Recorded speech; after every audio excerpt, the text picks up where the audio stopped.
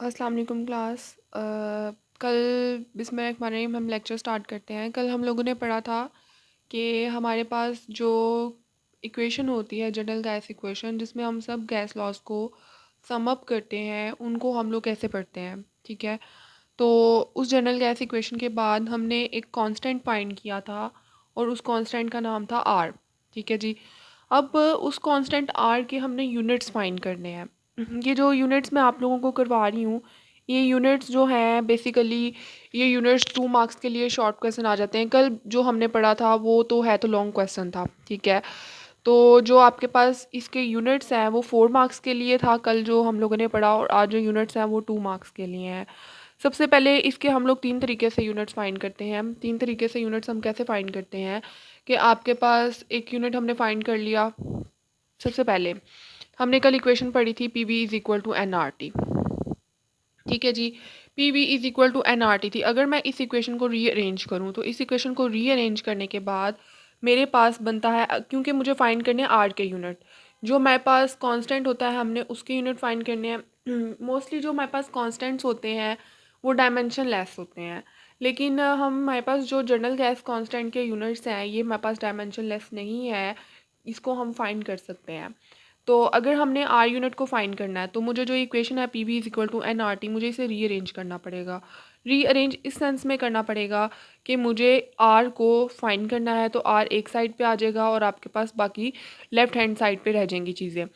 अब ये आर मैं फाइंड कर रही हूँ। ठीक है जी, तो ऑब्वियसली मुझे आर फाइंड करना है तो जो मेरे पास नंबर ऑफ़ मोल्स और टेम्परेचर है वो उधर जाकर डिवाइड हो जाएगा, क्योंकि वो इधर मल्टीप्लाई हो रहा है। तो मेरे पास क्या इक्वेशन बनती है, R is equal to P V over N T. ये हमारे पास इक्वेशन नंबर 1। अब आपको पता है कि जो प्रेशर होता है उसका हमारे पास जो जनरल यूनिट्स आपने पढ़े थे फर्स्ट चैप्टर में भी और थर्ड चैप्टर में भी आप ये स्टार्टिंग में पढ़ चुके हैं। तो हम लोग प्रेशर का जो जनरल यूनिट होता है वो हम लेते हैं 1 एटमॉस्फेरिक। 1 एटमॉस्फेरिक लेते हैं। वॉल्यूम का जो स्टैंडर्ड यूनिट होता है वो होता है 22.41 क्यूबिक डेसीमीटर। ठीक है जी, और जो एन होते हैं ये हमारे पास नंबर ऑफ़ मोल्स होते हैं, वो ऑब्वियसली 1 मोल होगा।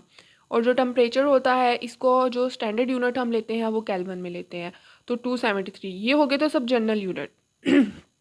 इन यूनिट को जब हमने सम अप किया तो जब आप इसको कैलकुलेटर पे करेंगे, क्योंकि 1 से मल्टीप्लाई होके तो ये 1 ही रहेगा और ये भी 1 से मल्टीप्लाई होके 1 ही रहेगा, तो जब आप इन दोनों टर्म्स को आपस में डिवाइड करते हैं तो आपके पास आता है 0.0821।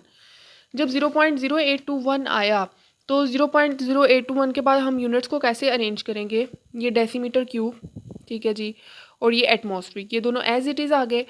ये केल्विन ऊपर जाके पर केल्विन हो जाएगा और ये मोल जो है ऊपर जाकर पर मोल हो जाएगा। तो ये एक हमारे पास जो है इन जनरल यूनिट्स हमारे पास यूनिट्स आते हैं।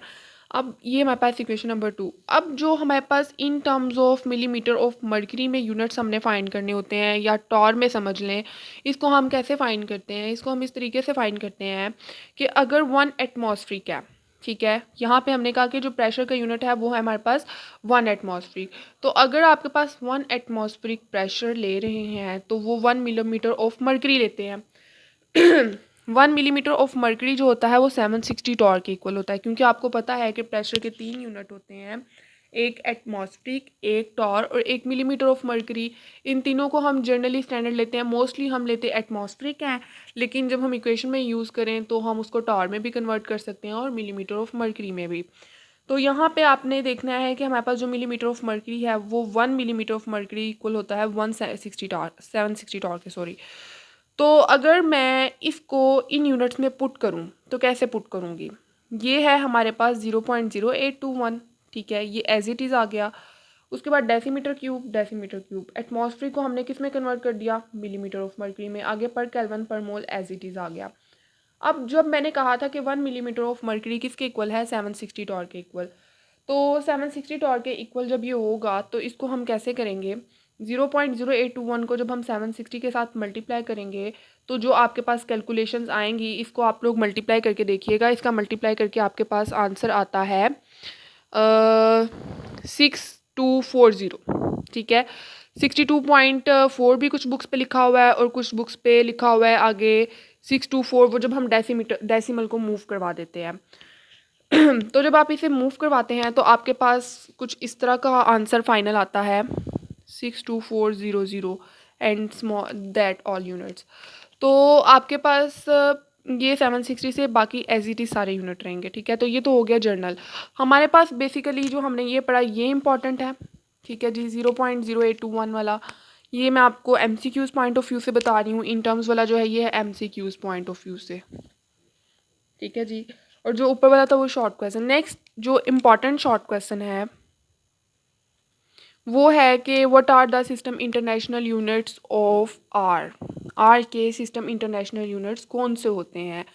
तो सिस्टम इंटरनेशनल यूनिट्स आपको पता है कि जो हम लोग किसी भी चीज़ के स्टैंडर्ड यूनिट्स लेते हैं उसको हम सिस्टम इंटरनेशनल यूनिट्स बोलते हैं। तो अगर मैं प्रेशर का सिस्टम इंटरनेशनल यूनिट देखूँ तो वो न्यूटन मीटर पर सेकंड में आता है और होता है वो 101,325, ठीक है जी। ये इसका स्टैंडर्ड यूनिट है। उसके बाद 1 क्यूबिक मीटर को जब हम डेसीमीटर में कन्वर्ट करते हैं तो हमारे पास आते हैं 1000 decimetre cube. Number of moles mostly हमारे पास 1 मोल होता है। टेम्परेचर आपको पता है स्टैंडर्ड होता है 273 केल्विन। उसके बाद 1 एटमॉस्फेरिक को मैं ऑलरेडी बता चुकी हूँ कि जो प्रेशर है हम उसको लेंगे 101,325 पे, और जो वॉल्यूम होता है हम लोग उसको जब मीटर में कन्वर्ट करेंगे तो डिवाइडेड बाय 100 कर देंगे तो 22.41 डेसीमीटर कन्वर्ट हो जाएगा क्यूबिक मीटर में, ठीक है जी। तो ये आपके पास लिस्ट है, ठीक है। नंबर ये प्रेशर है हमारे पास, ये टेम्परेचर, ये नंबर ऑफ मोल्स, ये मीटर और ये वॉल्यूम, ये हमारे पास लिस्ट है। इस लिस्ट को क्योंकि ये सब सिस्टम इंटरनेशनल में आ गए हैं, इस लिस्ट को मैं जो है मेरे पास इक्वेशन उसमें अगर मैं पुट करूँ PVR is equal to PV over NRT, ठीक है जी। इसमें अगर मैं इस इक्वेशन को पुट करती हूँ तो कैसे पुट करूँगी, मेरे पास प्रेशर की भी वैल्यू थी, ठीक है जी, 101,325 न्यूटन मीटर पर सेकंड। ये प्रेशर की वैल्यू जो पीछे मैंने आपको लिस्ट बताई थी उस लिस्ट में से मैंने ये वैल्यू पुट कर दी। उसके बाद वॉल्यूम की मैंने ली थी, डेसीमीटर था हमारे पास 22.414। जब मैंने इसको क्यूबिक मीटर में कन्वर्ट किया तो मैंने 100 से डिवाइड कर दिया तो मेरे पास ये वैल्यू आ गई। उसके बाद 1 मोल नंबर ऑफ मोल्स का यूनिट टेम्परेचर का 273 केल्विन। ये हमारे पास जनरल यूनिट्स की लिस्ट थी जिसको हमने क्या कर दिया, पुट कर दिया। अब जब आप इसे कैलकुलेटर पे पहले सॉल्व करेंगे, पहले आप इन दोनों को मल्टीप्लाई करेंगे, जो इसका आंसर आएगा इधर आप लोगों ने लिख लेना, ठीक है। फिर इन दोनों को फॉर एग्जांपल इसका x आ गया, ठीक है जी।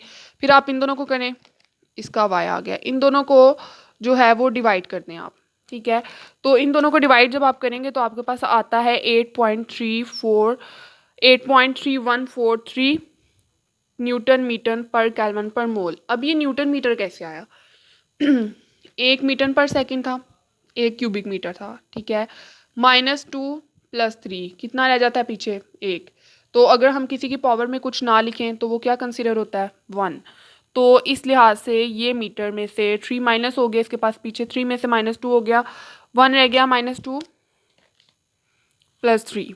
इस तरह से ही सॉल्व होगा, पीछे क्या आ जाता है 1।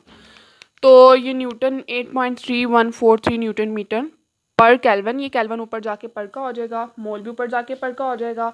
तो आपके पास 8.3413 न्यूटन मीटर पर केल्विन पर मोल, ये आपके पास आंसर है, ठीक है जी। उसके बाद हम लोग देख रहे हैं कि आपके पास जो है 1 न्यूटन मीटर 1 जॉल के इक्वल होता है। Joule is a unit of energy, आपको बेहतर पता है because you are also studying it in physics. तो आपके पास जो 1 जॉल होता है वो इसके इक्वल होता है। इसको हम लोग सिंपल न्यूटन मीटर की जगह क्या पुट कर देंगे, जॉल।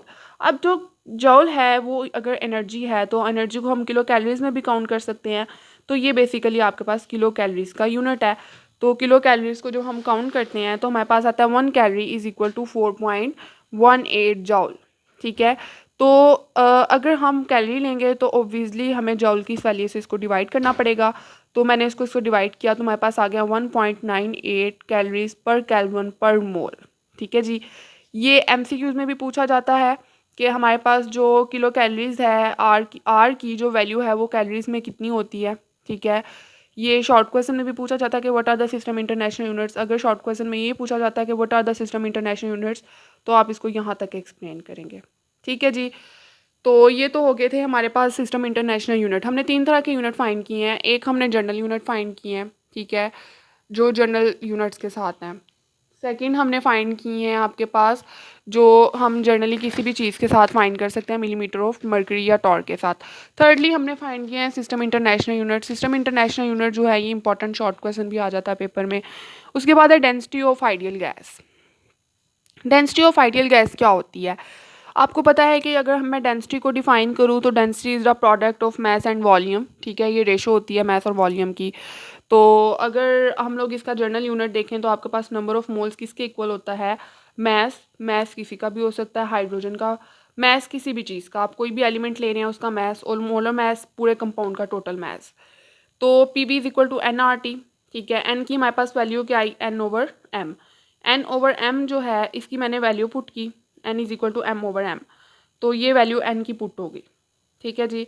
अब यहाँ पे m डिवाइड हो रहा है, उधर जाकर मल्टीप्लाई हो जाएगा, v इधर आकर डिवाइड हो जाएगा, तो P M is equal to M over V into R T. तो डेंसिटी का मैं आपको बता चुकी, it is a product of mass and volume. तो आपके पास जब m ओवर v आ जाता है तो ये डेंसिटी के इक्वल हो जाता है, और अगर हम डेंसिटी की वैल्यू फाइंड करने की कोशिश करें तो हमारे पास हो जाता है पी एम, क्योंकि ये आर टी इधर मल्टीप्लाई हो रहा है उधर जाकर डिवाइड हो जाएगा, तो ये किसके इक्वल हो जाता है? डेंसिटी का। तो इस तरह से हम डेंसिटी, ये भी शॉर्ट क्वेश्चन है, तो अब इस तरह से हम लोग डेंसिटी फाइंड कर सकते हैं किसी भी गैस की, ठीक है। तो जो मैंने आपको आज और कल में मैंने इक्वेशंस करवाई थी, एक मैंने जनरल गैस इक्वेशन करवाई है आपको, आज मैंने आपको यूनिट्स करवाए हैं और डेंसिटी करवाई है। इसकी कुछ एग्जांपल्स मैंने कल भी कहा था आपको करने के लिए। पेज नंबर 51 है आपकी केमिस्ट्री की पार्ट 1 की बुक में से, पेज नंबर 51 एग्जांपल नंबर 3। ये कल जो हमने पढ़ा था जनरल गैस इक्वेशन, ठीक है, जनरल गैस इक्वेशन का न्यूमेरिकल है, ये उसका न्यूमेरिकल आपने करना है। उसके बाद एग्जाम्पल नंबर इस पे है 4 जो है वो अभी नहीं करनी, ठीक है जी। बल्कि 4 और जो आपके पास 53 हैं ये एक जैसी हैं क्योंकि डेंसिटी को ही फाइंड करी होती हैं, तो आप 4 ट्राई कीजिएगा लेकिन 53 करनी है। Page number 53 example number 5, that is an important example. Example number 3 भी इम्पॉर्टेंट है और एग्जाम्पल नंबर 5 भी इम्पॉर्टेंट है। ये दोनों एग्जाम्पल्स इंपॉर्टेंट हैं, एज ए लॉन्ग क्वेश्चन आ चुकी हुई हैं पेपर में, तो आपने ये 3 एग्जाम्पल्स करनी है, 3, 4 और 5, ठीक है जी। इंशाल्लाह होप सो आपको लेक्चर की समझ आ गई होगी। Next we will continue tomorrow. Okay जी, अल्लाह हाफिज़।